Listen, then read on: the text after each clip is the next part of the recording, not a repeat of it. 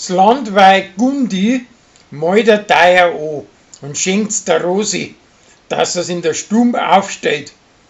Aber der Gerstl haut's unversenks mit einem Golfball zusammen. Die Rosi ist froh, dass der Staubfanger weg ist, aber der Gerstl malt ihr ein neues und stellt sie ihr wieder auf. Ein Wirtshausgneißer von der Glotzen übernachtet beim Brunnerwirt und Uri spendiert ihm ein Mittagessen, weil es an ihm einen Affen gefressen hat. Beim Fußballspiel gegen die Wangener soll der Pauli im Tor stehen, aber er kann das nicht extra gut.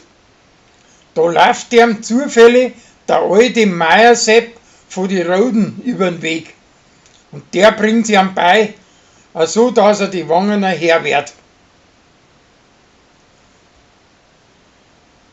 Der Toni geht mit der Toni ins Veganer Wirtshaus, aber schon wieder stellt er sich ja so deppert an, dass er alles vermasselt.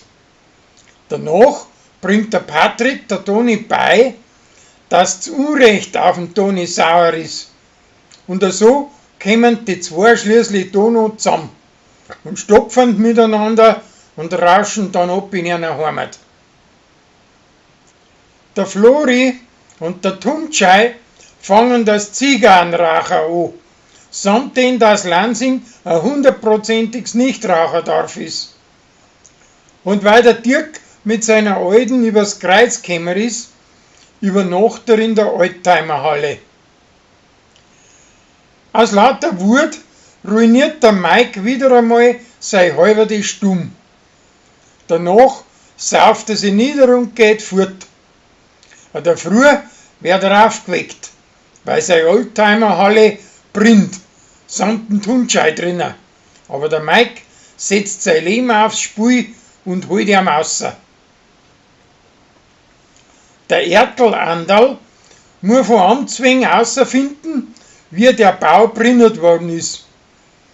Zuerst möchten sie es an Mike seinen Konkurrenten nicht schurschirmen und der gibt ein falsches Alibi an, weil er bei einem Mensch gelegen ist und das darf seine Alte nicht mitkriegen.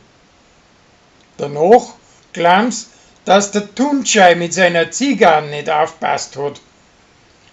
Aber der Mike besinnt sich schließlich zurück und kommt dahinter, dass er sein als ein Psuffener seiner Alten sein Beutel verbrennt hat und auf die Weise hat er unglücklicherweise seine Halle angekennt.